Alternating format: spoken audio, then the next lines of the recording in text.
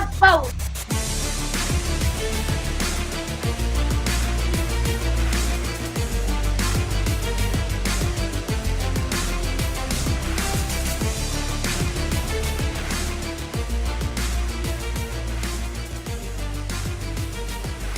Court is in session with Ryan in Sacktown on If You Don't Like That. Now, Ryan in Sacktown. Oh, must be Rhino.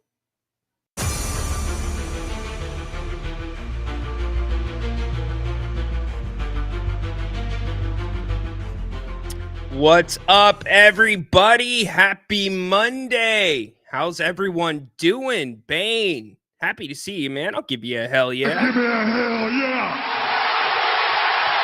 We'll get to the Kings in a minute. Yes, be glad for most of you that one was not on TV yesterday. That was a very difficult game. Oh, thanks, Bane. Yeah, my hat's on backwards. See, you just say the guy's name and he appears. His name and he appears. That's what he does. He's got to do his stuff, and that's okay. Bane, hope you're well. I got to respond to your email. I got it. Thank you. I will respond to you. We made it through Liam Palooza, by the way. For those that are interested, we made it through. I'm sore. My back is sore. My legs are sore. My mind hurts. My ears hurt, but we did it. It is over. If you want to get a flavor for Liam Palooza, so you can realize that I'm not over exaggerating what this thing is, go to my X page at Ryan_in_ Sacktown. I put a video up for all my Kings quarters to see that Liam Palooza is real. It is exhausting, but it was fun. So anyways, how was everyone's weekend? Hope it was well. Did you make it to Bennett's for some brunch? Did you take my advice? Hopefully you did. If you did not, good news. They got brunch next weekend. Go to bennettsrestaurants.com and you can check out all of their locations, 3 in all. Tonight's Wine and Dine Monday, under $70. Bottle of wine, 2 entrees, 2 very good entrees, by the way. Out the door. Also happy hour 2 to 6. They're sponsoring the show today, so thank you to them. Go to bennettsrestaurants.com for more information, reservations, gift cards, and so much more. You can check out also the full menus, the other specials. I love them. Hey, 4 o'clock today. Be back. Grant and I will be talking NFL, getting you ready for Monday Night Football. Also, we will be talking Kings. A lot of stuff going on in the Kings universe this weekend. If you caught the post-game show on Friday, we broke down the game against the Warriors. I'm not going to go as in-depth on that because I think we've covered it pretty well. It's preseason. Good for you, Patrick. You know what? That gets a hell yeah. Give me a hell yeah! Patrick, do me a favor. I had to text Grant about this. Why is it that the Giants had so much success running the football last week against Seattle? And maybe it just says how bad Seattle is, right? But then you come out last night and you throw the ball 3 times on your first possession. What's going on in New York, my man? Come on. They tried to battle back. Was not enough. But anyways, Grant and I, we're going to be talking about the Blazers game yesterday, which we're going to get to here in a second. We'll get back to Bane's comment because I want to put this into perspective. And again, I've said it the last week. Your Kings are in action again, by the way, tomorrow night.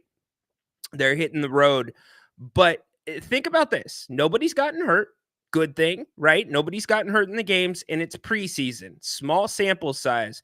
One of our big worries with this basketball team is showing up in games that they're playing an inferior opponent. Where's the internal motivation? Are you going to be better? Yesterday was a game Mike Brown expected to play the starters for 3 quarters, by the way. And that did not happen. And to your point, Bane, and we're going to talk in depth about this. In fact, we'll just go to this screen right now. The starters played well in the first 2 games, but not yesterday. But I liked what I saw from it's Jordan McLaughlin, Jordan, Bain, but that's all right. You did that on purpose, didn't you, Bain? And Alex Lynn. Yeah, let me help you wrap your minds around this really quick. And we do have some breaking Kings news that we're going to get to in just 1 second. The Kings starters were combined minus 100 yesterday in the plus minus column. Minus 100. Think about that for a second. Minus 100. You want to throw Malik Monk in there? Minus 117. The team just didn't show up. They were out physicaled by a team that is not as good as them. The Blazers are not very good. You remember what the Blazers did the day after Christmas last season in Sacramento? Well, it kind of looked like a rewind of that. And Mike Brown, we've got audio from it. I'm not going to loom on it too long because what's the point? Look, it's preseason. I go back to that, not making excuses, but I will say I'm a little concerned. I do not want to see a Kings team that can't beat the Kings. And yesterday, that's what we saw. Friday night, I thought the Kings' physicality was good. I thought that it was better than it was opening night on the preseason on Wednesday, but they didn't get to initiate their offense in the spots they did Wednesday on Friday. I said that a little confusing. On Wednesday, they started their offense exactly where they wanted to start it when your starting five was on the floor. Friday got pushed out a little bit more. Yesterday, DeAndre Ayton, Donovan Clingan push you around? Is that all it takes to be out physicaled? So anyways, we've got a full breakdown of the game. We'll get to it here in a minute. I would love to hear from all of you. We also have breaking news as well on the Kings roster. They just wrapped up practice and they have made a transition. The link is not working for you. Interesting, Condog. Let me put it right back here in the chat, dude. If you want to call, you are more than welcome to. It's a 60-minute show today, by the way, because Grant and I are going to be back at 4. So if you want to get in, now is the time to get in. Let's see. Andrew, what's up? Welcome back. Ryan, are you scared at all after the effort? Oh, sorry, I got scrolled up there. After yesterday's game. No, I am not scared. I'm not scared, but I have a little heartburn about the fact that it's a trend. This is a trend that is now bleeding in to this preseason. If this wasn't preseason, I would be a little bit more concerned. This is what the preseason's for, Andrew. But yeah, look at what the Kings did last year against teams they should have been beating, teams that were not nearly as talented as they were. And so to see him come out like that, and I'll say this, it's the middle of camp. You're basically through training camp now. You're almost through your preseason. You only got 2 more games. You're away tomorrow night. Then you've got 1 more. So I'm not going to chalk it up to legs. I'm not going to be lazy and say they're tired. But what I am going to say is you can't have a performance like that again the rest of this preseason, especially in a game where Mike Brown was going to continue playing the starters. He wanted to play them more, but there was no point in playing the starters anymore. The Kings were down by 33 at one point. 33. And actually, the bench guys brought the game a little bit closer. It ends up being 105-85, but that can't happen. And the fact that where's the fight? I'm going to ask that question. Where is the fight? Keon Ellis took 10 shots. I don't have a problem. It may be a little high for Keon, but 10 shots, I don't have a problem with Keon taking 10. You know what I have a problem with? Fox taking 11, Murray taking 10, DeRozan taking 10, and Sabonis taking 11. That's not enough shots. Where's the fight? Who's grabbing the basketball and saying, I'm putting this team on my shoulders. We're getting through this. Even if it is a preseason game. Again, not going to make too much out of it, but coming off of what we saw last year, a bit concerning. Definitely a bit concerning. Condog will get you in 1 second. Breaking news, Jalen McDaniels, not a surprise. He did not look great in either of the preseason games that he was a part of. Shams is reporting he is being traded to the San Antonio Spurs along with a second-round pick. I told you last week about this forward position and it being thin, and I've got another update on that here in a second in regards to Trey Lyles. But the forward position's thin. I told you Monty might not be done. Monty has left himself in a spot to be able to maneuver, pay attention to what other teams are doing. Who are they cutting? Does anybody else come available? Is there a move out there that still could be made? Look at the Karl Anthony Towns, Julius Randle trade that came out of nowhere. Not saying you're going to get a trade of that magnitude, but this roster, as it sits now, may not be the roster that rolls into opening day, or at least the guys that will be on the opening day roster. What it also does is open up a roster spot for anybody competing. And really, if you're going to look at anyone on this team that might be competing for that open roster spot, when you read between the lines and you look at Mike Brown's rotation the last couple of games, it's Isaiah Crawford. He's currently on a two-way deal. He's given the Kings the little things. Now, his numbers aren't flashy. He only had 3 points yesterday, but he's taking things off of guys' plates, like a Sabonis, like a Keegan Murray. That is what Mike Brown's looking for when it comes to the role players on this team. They don't need to come out and score 20 or 30 points. What they need to do is hustle. They need to get on the floor. They need to get deflections. They need to do the extra stuff to basically maximize the output that you can get out of your best players. That was part of the problem last year. You were asking your star players to do way too much. So Jalen was not looking good in camp. Didn't look. I expected him, and I love Jalen, by the way. He's part of the SDSU family. Love the guy. Think he's a hard worker. I hope he lands on his feet in San Antonio. But it was very clear that his style of play does not match up with the physical style of play that the Kings are trying to put on the court. Both his build and the way that he was getting in there, if you look at the tape, getting pushed around a little bit too easy. So this makes a lot of sense. Not a big surprise there. Also, this was on ESPN.com this afternoon. This is not news to me. ESPN saying Fox is not signing an extension this year. That's a tweet that I put out in June 24th. So it's not a surprise. I'm not sure why it's making the rounds today on ESPN. De'Aaron's going to try to maximize what he can get. He's betting on himself that he can get a Supermax extension, which he could still be eligible for if he makes an All-NBA team next season, start of next season. So no surprise there. Really nothing big to report on. And also, as part of that, as I said in that tweet, De'Aaron wanted to see how this roster develops. What did the Kings do? They go out and get DeMar DeRozan. So the roster is developing. De'Aaron was a very active part in that. I don't think this roster is done.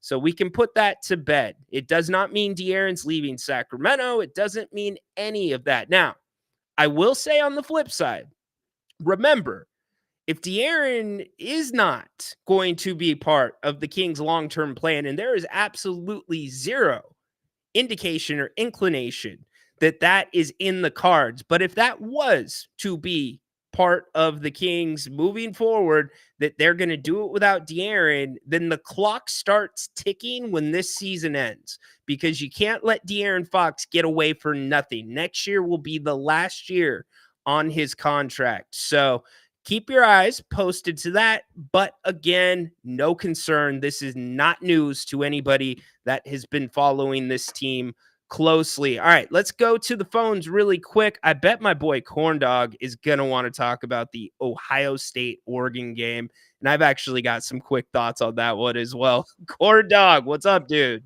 Woo, man, what a classic that one was. Is that what you're calling about? I knew you were calling about that. Oh yeah, that is game of the year right now. Really? Okay. Yeah, I mean, both these guys were going toe to toe. We had a lot of physicality. We even had a player spitting on another player, getting ejected. Like, it had everything. It did. And what did you make out of Dan Lanning bending the rules? Hey, you know what?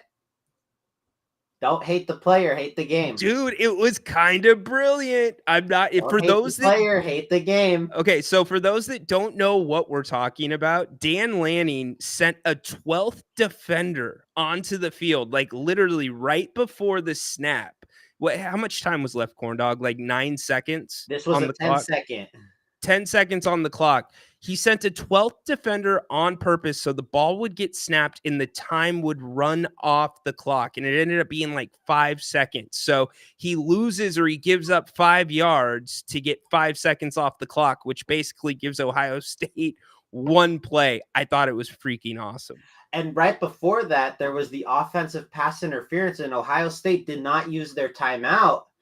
And it was a play that landed in bounds. Ohio State just did not pay attention to their clock at all. That entire drive. And yeah, I don't disagree with that yeah, either. like you can blame Dan Lane all you want, but he took advantage of Ohio State team that didn't know the rules and did not pay attention to their clock down the stretch. Execution, man. I guess a lot of people say you're not trying unless you're cheating. It wasn't cheating, but You know it's what? kind of, what I would chalk it up to? It's like wrapping somebody up in the NBA so they don't shoot a 3.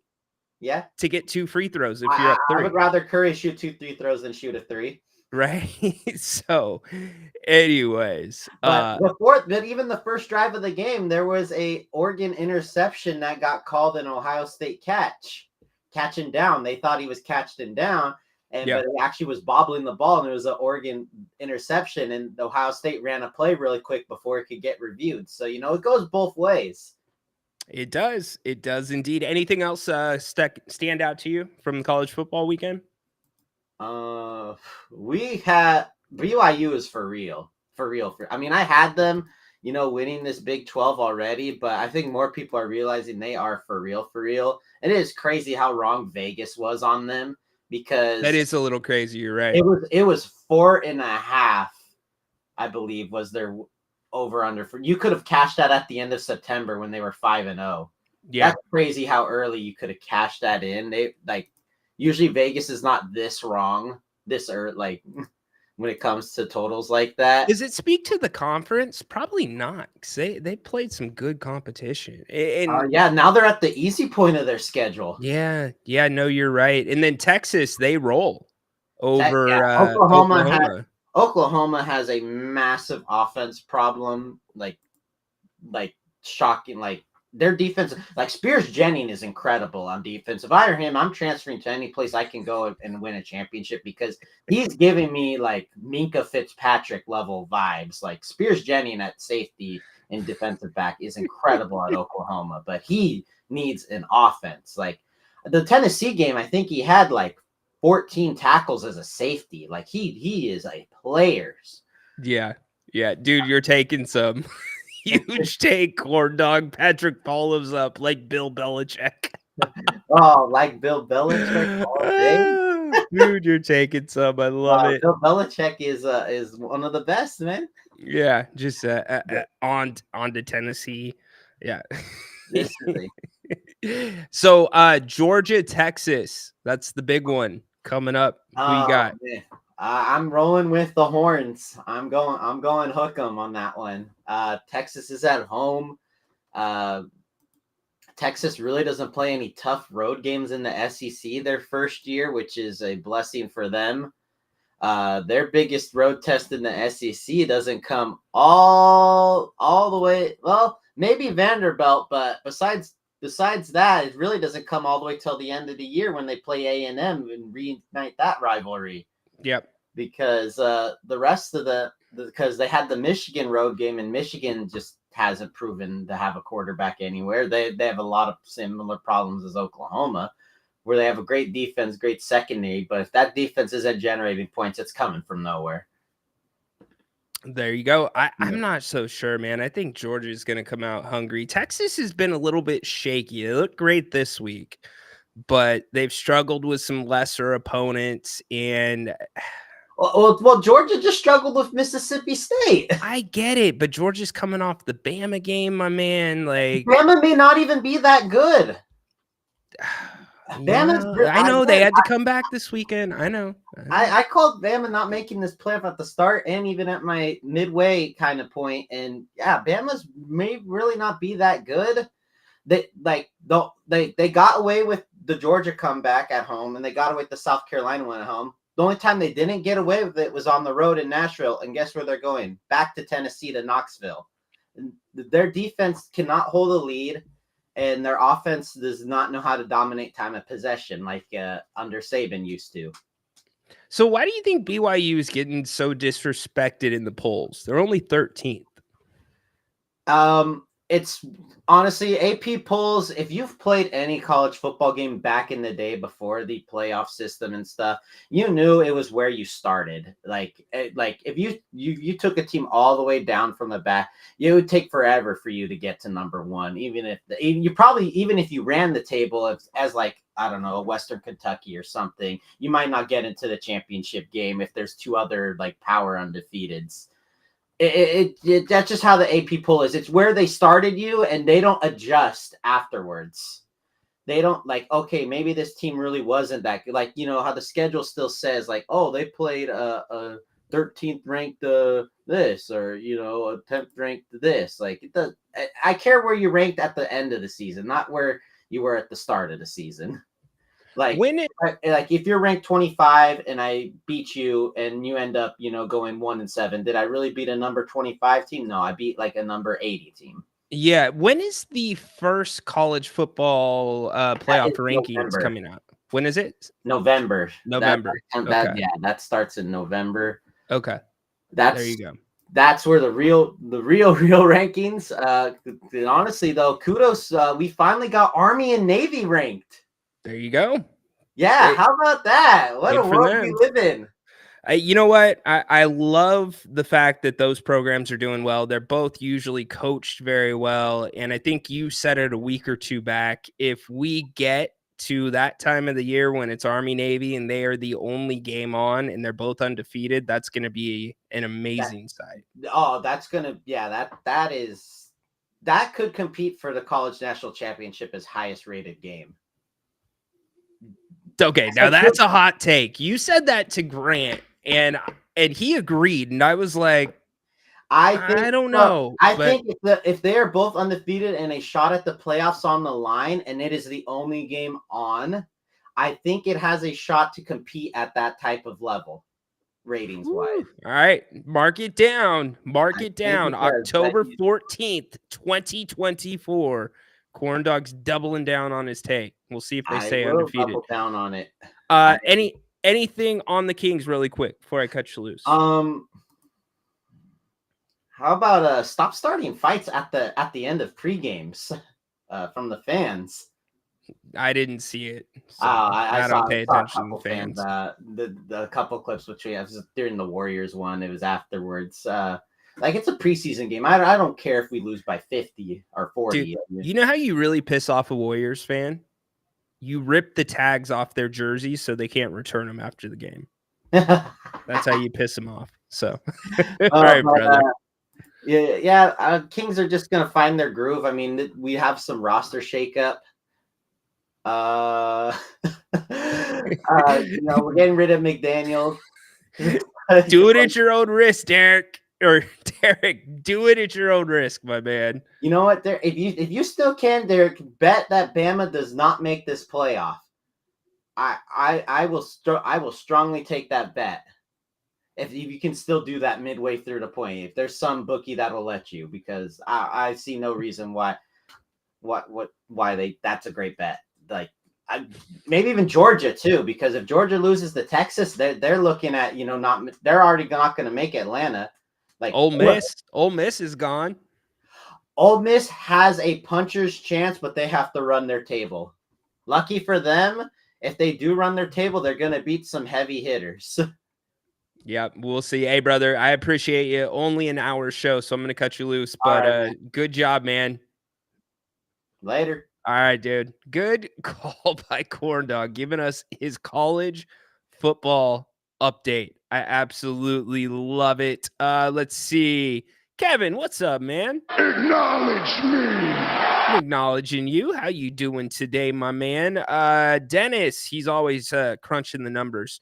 Dennis is in his office, his cubicle. He's got the mechanical calculator.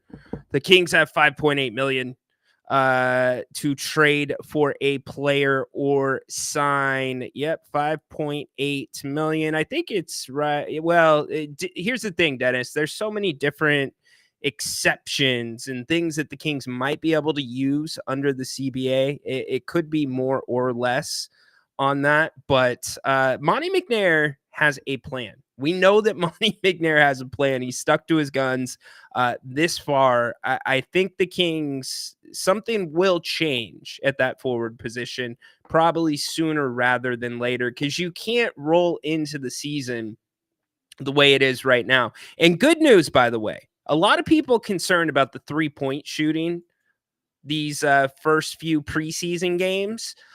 I'm not overly concerned about that. I'm more curious about what the number's going to be. I wish somebody in the damn credentialed media would say, Coach Brown, how many threes are you looking for this team to shoot a game? Ideally, what is the number, Coach? Because the first preseason game, it was like 27. Yesterday, it was 28. I'm cool with the three-pointers being right around 30, 35. In fact, when the Kings almost tripled their net rating last year, that's where the number was at. It didn't usually get above 40, and that's when they were dealing with a lot of injuries. They had guys out. And the Kings, regardless of, what you want to say about them being small, they've done decent. In fact, they've done better than decent. The first game against the Warriors, they absolutely dominated the paint. It was 62-22. Dominated it. Last night, even though they got pushed around inside and they had problems with Klingon and Ayton, the Kings still won the paint, 56-46. Coach Brown said after the game, he thought that some of the looks, the back cuts that they're looking for were there. Just missed. Now, the turnovers, 27 turnovers is insane. You can't have 27 turnovers. And I believe 9 were on the board after the first quarter. Credited to your starters. De'Aaron Fox and Sabonis together combined for 9 of them. 9. You throw Monk in there, make it 13 between the 3 of them. The ball is in their hands 75% of the time when it matters. And the other 25% of the time, it's in DeRozan's hands. So that's a problem. That has to get cleaned up really quick while I'm thinking about it. I want to give a huge shout out to Jason Ross. He got honored yesterday before the game. 30 years of being in the business, covering the Kings, working with the G-Man, doing his show with Dave. They did a nice little sit down with him. They gave him a jersey. Congratulations, Jason. That dude works so hard, and he is such a great guy, too. He makes time for everybody. So, Jason, I know I shot you something on the X and you responded, but I just want to say here, too, congratulations, man. Can't wait to see what's next because he ain't done at 30. That's going to go to 40, hopefully 50. So, good job by Jason. So, anyways, getting back to yesterday's game, what were your concerns? What were your takeaways? I want to keep hearing from you. Sign Doug McDermott. No, I don't think so. I don't like how that fits off the top of my head. 25-30, as long as they are good shots. Yeah, they're doing this thing, and Coach talked about it a couple days ago. They want the guys to get to the corners as quickly as possible. The corner 3 is the shortest 3 on the floor, as we know. But De'Aaron Fox has been excellent at that. One thing that I thought was really good up until yesterday that I don't think enough people are pointing out is with the whole idea of getting pace back up. The Kings want to be in the top 5 in the NBA in pace. It's really great to see Domantas Sabonis actually being the one that is setting the pace for this team. He really is. And I mean that because he's getting down the court. He's sealing his defender off. If that dude's ahead of you and you're a guard, you better get your ass in gear and get him the basketball. And that's happened more than a few times in the first few preseason games. Yesterday, not so much. Again, a really difficult one to swallow if you are the Kings, and a very confusing one if you are a Kings fan. How does that happen? Coming off of 2 pretty darn good games, all things considered, against the Warriors. Because don't look at the final score when it comes to the preseason. Don't look at the final score. The Kings won the first half of the first preseason game against the Warriors, and that was a well-played game. They didn't do bad on Friday night in the first half against the Warriors. 3-ball, still a little bit of a problem. I've got my thoughts on that game. In fact, I chart every shot, y'all. See that? Every single shot is charted. So I'm tracking that stuff closely. Didn't think it was a bad showing. In fact, first half, and that's where the starters played predominantly. They came out, started the third quarter.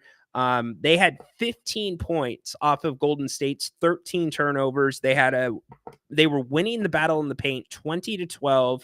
I thought that was really good. And even last night, talking about turnovers, Portland scored 33 points on the Kings' 27 turnovers. It's insane. And I saw that Dennis put this up there, and I'm going to put a massive asterisk next to it. Bench scoring, yes, massive problem. If you look at the bench scoring with this Kings team over 3 preseason games, it's not good. But remember, Malik Monk was out for 2 of them. That makes a big difference. And then yesterday, a bright spot for me, a really big bright spot, was Jordan McLaughlin. I thought that he came out for his first time in a Kings uniform, and he played pretty damn well. He knocked down a couple of threes. I thought his pace was on. I thought his physicality was on. Thought he did really good with that second unit. So I think what you're seeing starting to firm up as this team sits is a 10-man rotation. If the Kings started the season today, assuming both him and Trey Lyles are healthy, here's your rotation. It's, your starting 5. It's Malik Monk. It's Alex Len. It's McLaughlin. It's Trey Lyles.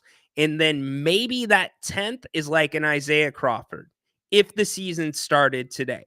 That's what you've got to think, especially based off of what coach has been doing with the rotations. He tightened it up greatly yesterday until the massacre happened and things got out of hand. In fact, I'm not even going to dwell on it. I've got all the audio queued up. No need to do it. You guys know your stuff. In fact, let's put the stats up really quick for you as we continue to talk. But yes, Jordan McLaughlin, I thought he looked really, really good. Trey Lyles, that's what I wanted to get to. Trey Lyles today, the Kings, as they ended practice, were doing a 3-point shooting competition. He was participating in that. So that is good to know. Now, he's not cleared for any contact, but the fact that Trey was out there shooting with the guys, I like to see that. Kind of like Kevin Huerter before he got cleared last week. He had been out there doing some of that stuff with the team. So how close is Trey? We'll have to see. But Payne, you want to dwell on it for a while. Well, if you want to dwell on it, we can dwell on it. I don't think there's really... Okay, you only shoot 14 free throws. That's a problem. Let's dwell on that. On top of that, you only make 10 of those 14, 71.4%. That's a problem. The Kings had been doing really well in the offensive rebounding category and keeping their opponents off the offensive boards. Not so well yesterday. Portland had 12 of them. So that's a problem there. Steals through the roof against the Warriors, only 9 last night. 14 by Portland. That was more the Kings turning the ball over than Portland getting out and playing hard defense. And I know I don't want to take anything away from this Portland team. Portland came into Sacramento. They were ready to play. They were the better team yesterday, but the Kings are a better team than Portland, period. End of story. Derek, they might have tried some new things yesterday and it didn't work. I want the ball in DeRozan's hands more. Well, this is the balance, though. This is what everybody has to realize. And I've been saying this since game 1 of the preseason. The Kings are not going to show you everything in the preseason. They're not. It'd be dumb to put all of your sets, all of your different cuts that you're going to do with DeRozan, show all of the spots that he wants to get to. Now, sure, you could watch tape of DeRozan's career and you could figure out what spots on the floor he likes, but there is a difference in getting him to those spots. And a bright spot, I thought, over the first couple of games, excluding yesterday, was you remember how many times last year the Kings just got a little bit out of control, where it got a little bit hectic. They're taking bad shots. I mean, Chris Duarte, that was his MO last year. This dude couldn't throw a pea in the Pacific. And then once or maybe once every 3 games, Mike Brown would hit the emergency fire lever, pull it, and put Chris Duarte in the game. And this dude starts hucking up 3 or 4 triples in the matter of 3 minutes. You don't need that. You don't want that. I don't care if it's a flowing offense. I don't care if it's positionless and it's about reads. That's not the dude in those situations that you need shooting the ball. And the Kings got a little up and down in the first 2 Warriors games. And I don't have a problem with Mason Jones. I love Mace. Anybody that watches this show, you know that I love Mace. But he's been quick to shoot the 3, really quick to shoot the 3. He's worked on his game a lot. He's worked on his 3 a lot. To me, some of those 3s probably need to go somewhere else. Now, what I liked about all that is when Mason started doing that and the Kings were spraying it around, you know what happened? The Kings went to iso ball. They went right to DeMar DeRozan. And DeMar went to work. He posted up, shot his fadeaways, and slowed the team down, which is exactly what you have a DeMar DeRozan to do. That's part of his job description. And so I would say Harrison Barnes partially did that last year for the Kings, not as well as DeMar does.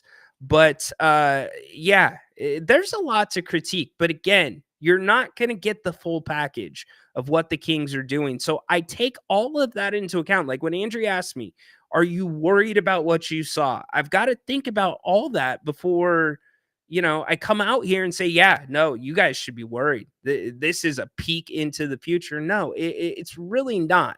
It's discouraging. You don't want to see that, but you clean it up and you hopefully don't see it again. And they've got an opportunity tomorrow night.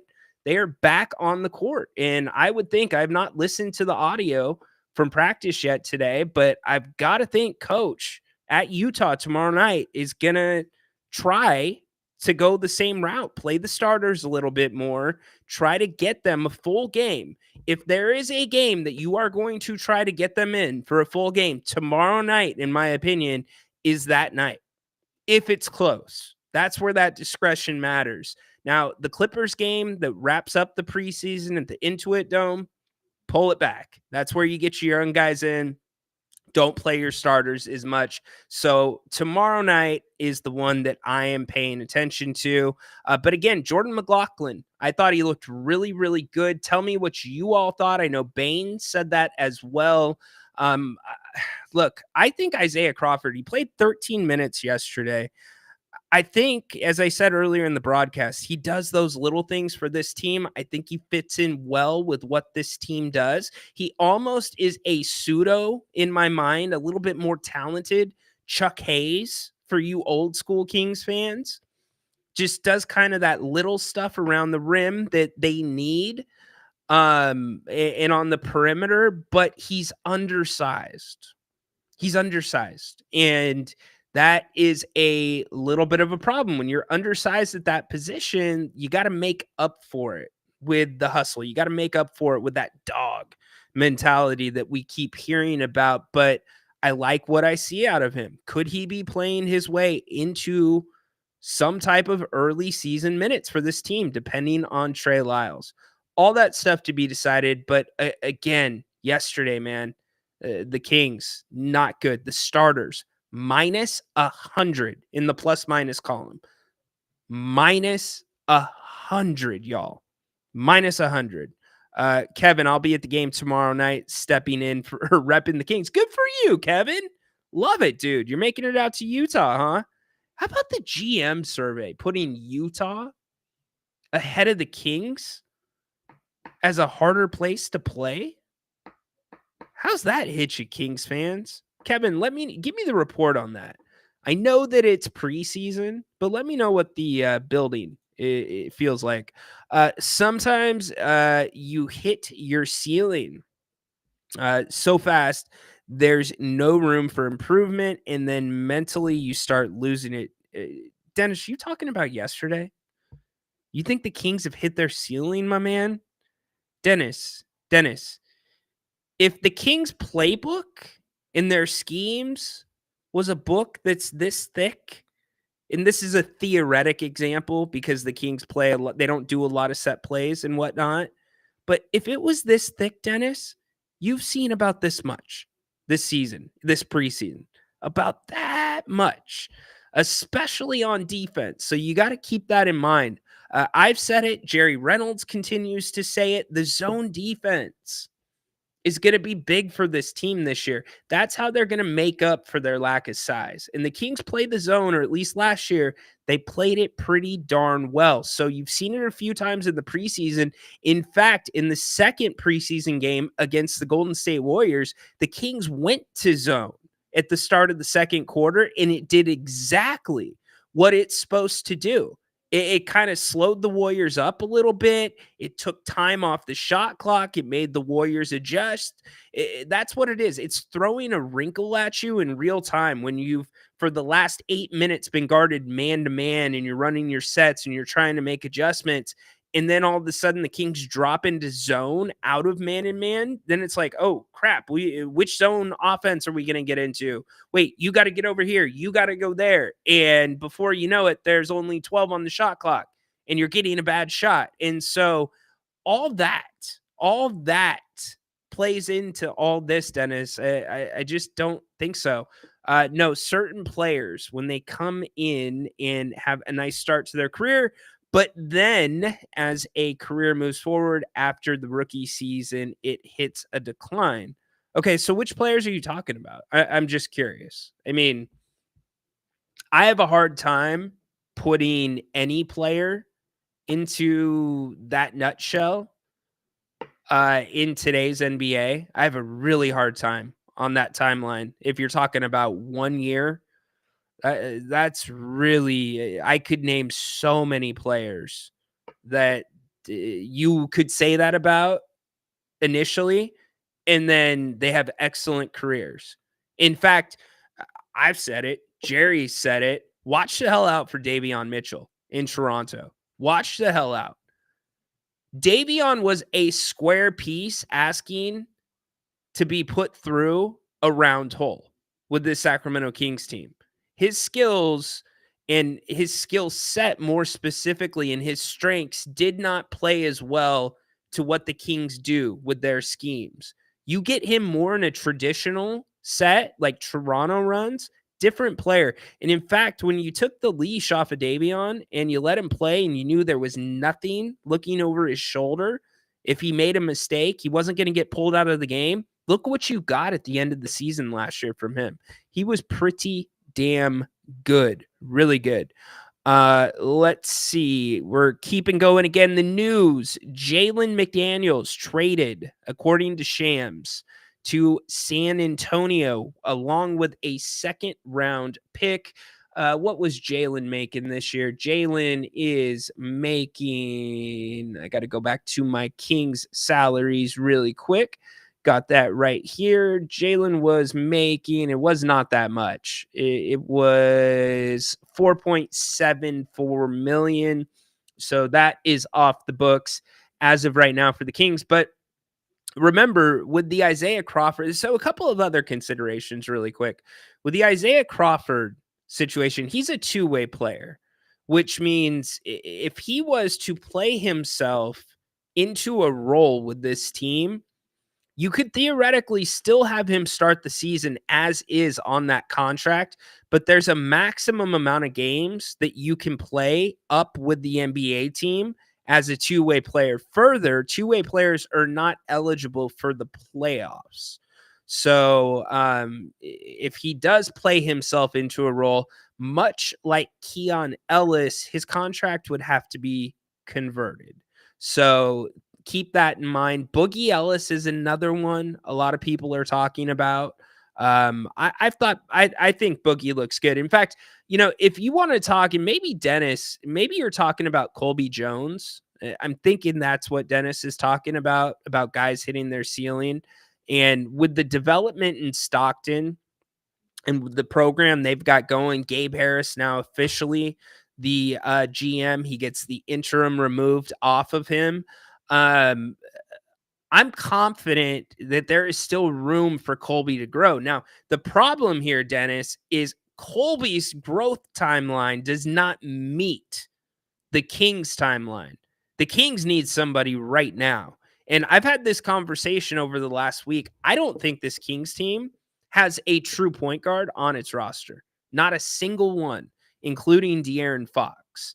So, would a true point guard be good for this team? I don't know. It's certainly yesterday's result doesn't make that decision or change my thinking on it. But as for Colby, because of the injury to Devin Carter and the fact that I think this is really going to be a redshirt year for Devin, I don't think you're going to see a lot of Devin Carter. In fact, I would be surprised if the Kings need Devin Carter. Like if we as fans are counting the days until this guy can get on the court, then the season is not going to plan, if that makes sense to you. And that's no shot at Devin Carter. That's no shot at anybody else. But if that's the situation, then things aren't right. That means you've got injuries. That means this team's underperforming, a number of things. The ideal situation with him, because not only are you coming back from an injury, it's your rookie year in the NB freaking A adjustment. And I get his adjustment might be a little easier because his dad played in the NBA for so long. But Colby, back to him.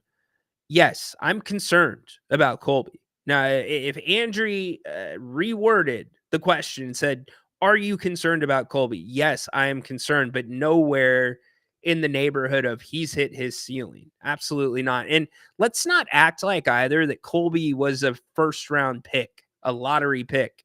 He was a second round pick, y'all. A second round pick.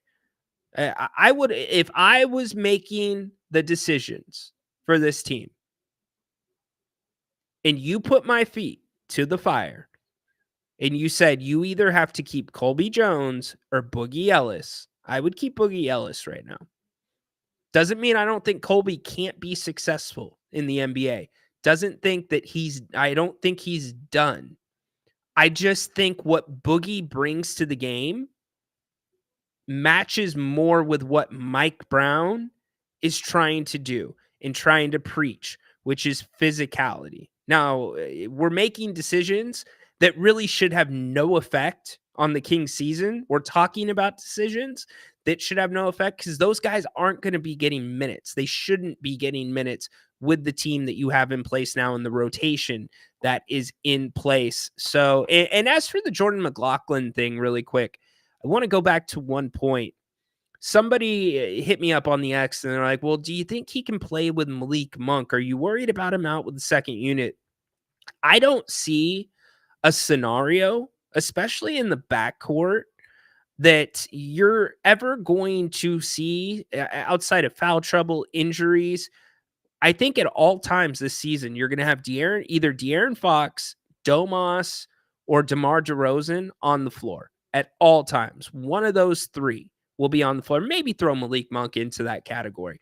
One of those four will be on the floor at all times this season. So I don't think, I know you're not going to see a full second unit rotation like you see in the preseason. So a lot going on here on the Kings court. Hey, don't forget, we're going to be back here at 4:00, Grant and I.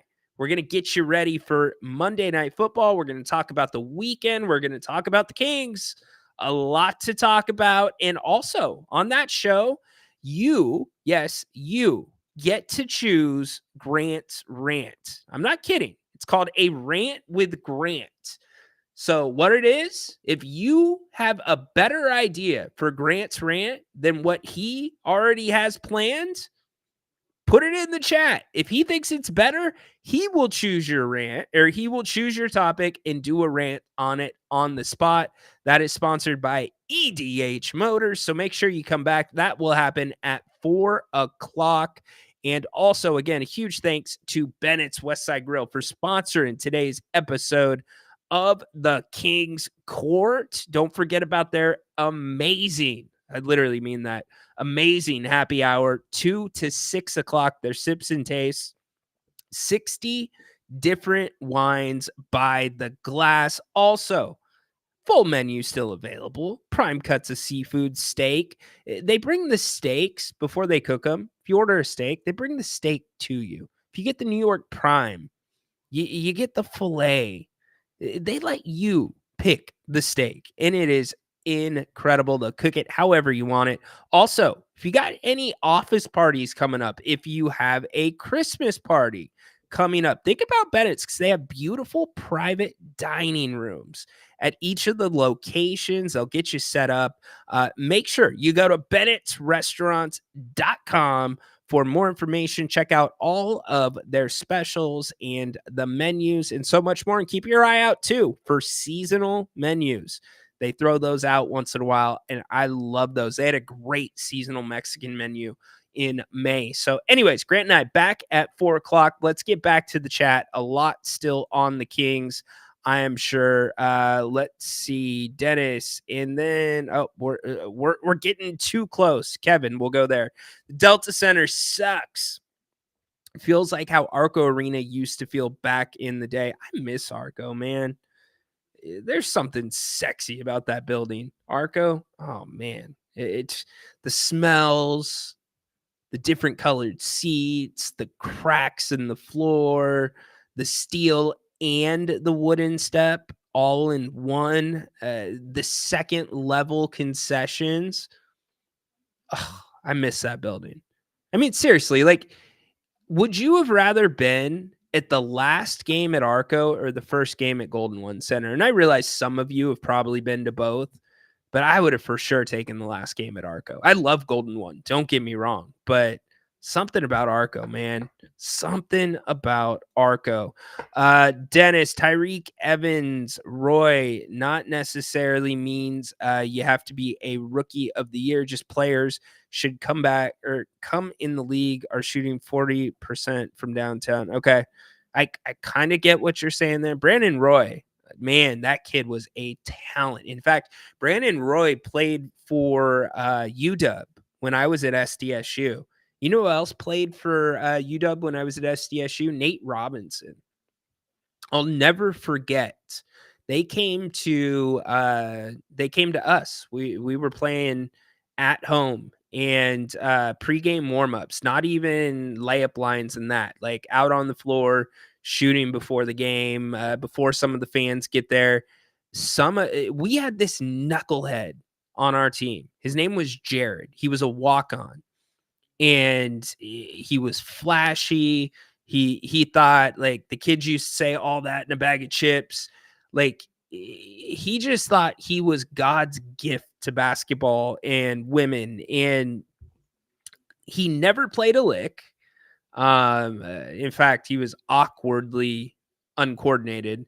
But anyways, he would always sometimes just open his mouth and talk too much trash to certain people. Brandon Roy was out there shooting, and he was talking. I forget what he said to Brandon. He just kept mouthing at him.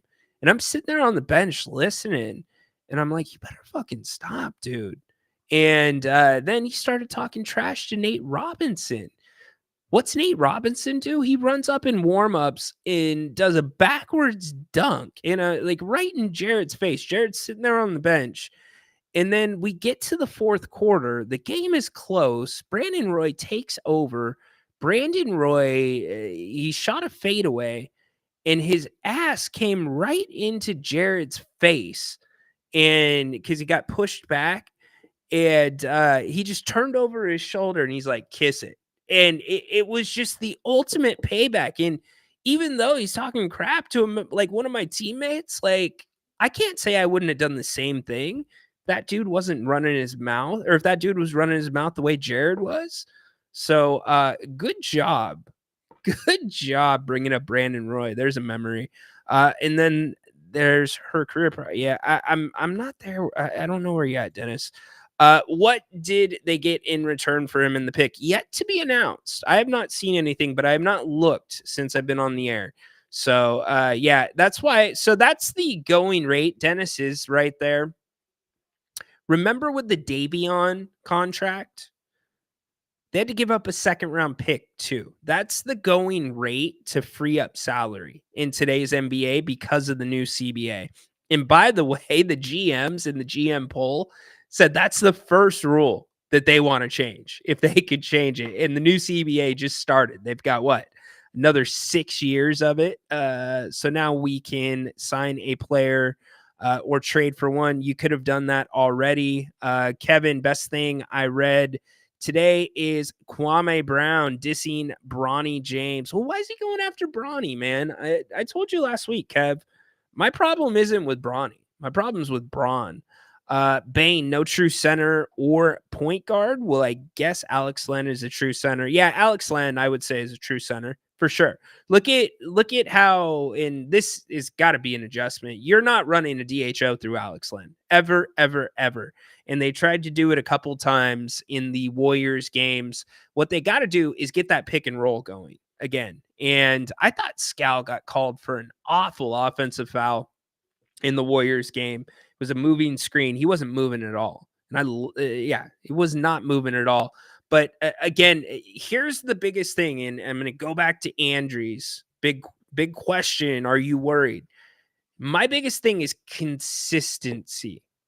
Okay, I get the Warriors adjusted a little bit to the Kings when it came time for Friday's game because they saw them 2 days before, right? And then Portland, who you haven't seen at all, the consistency of where this offense begins on the floor is so important. And that has not been there. You can't allow teams, much like the Golden State Warriors, who are smaller than or about as big as you. You guys are both small teams. You can't let them push you off your spots.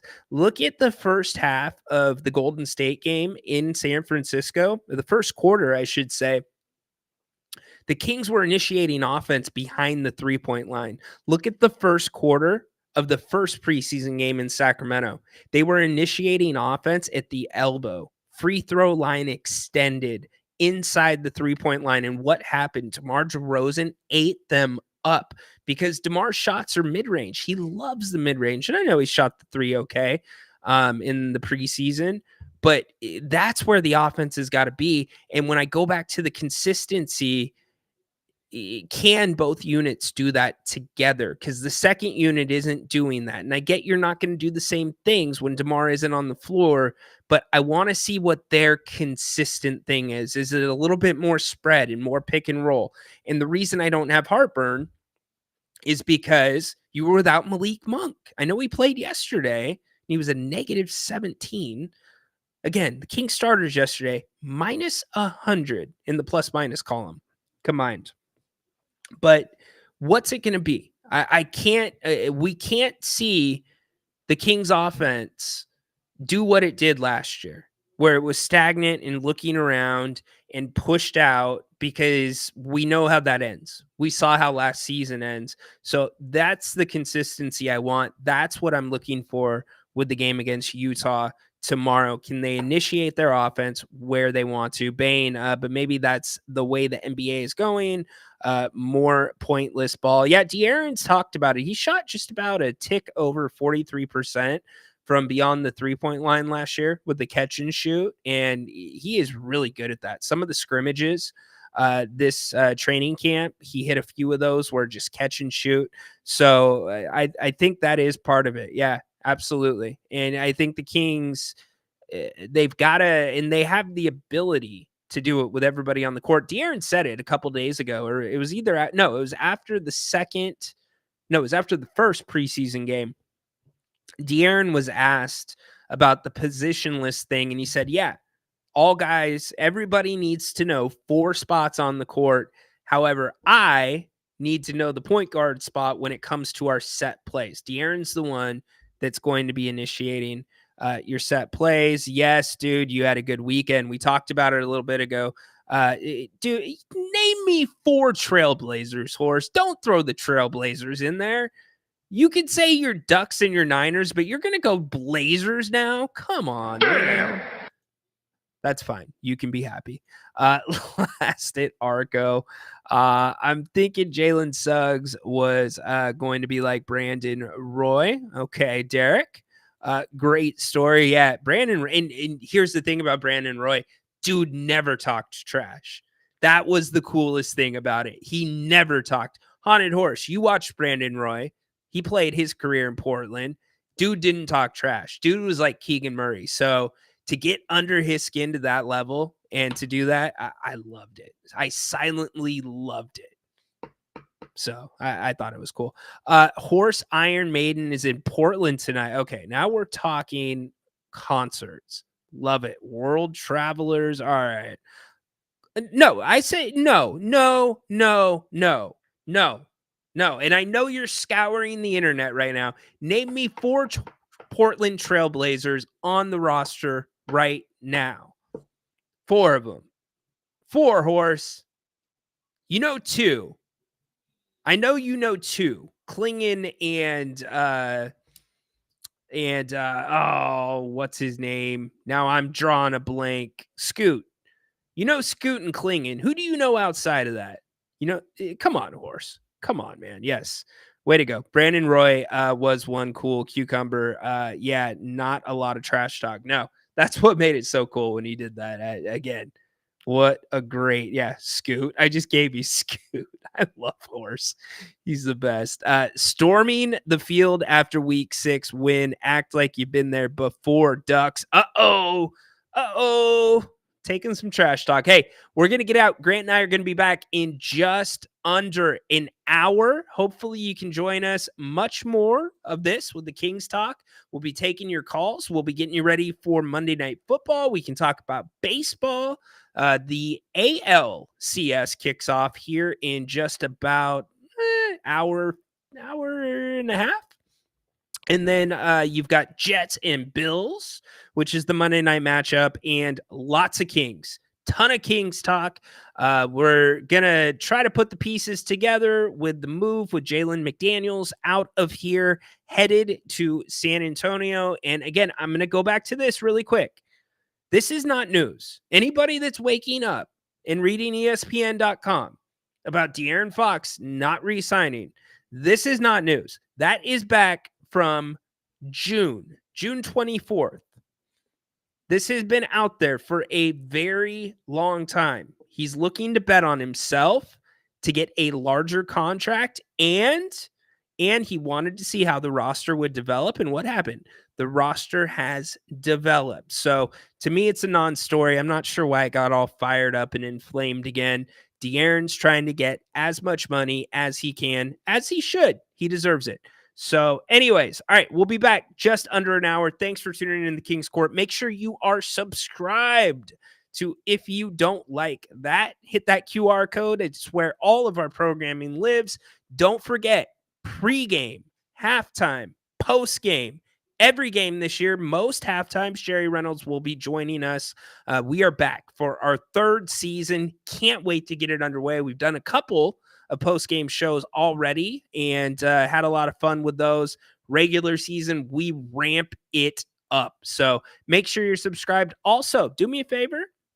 Make sure you're following the King's Court on the X and subscribed on Amazon, Apple, Spotify, whatever your preferred podcast medium is. You will find the King's Court with Rhino there.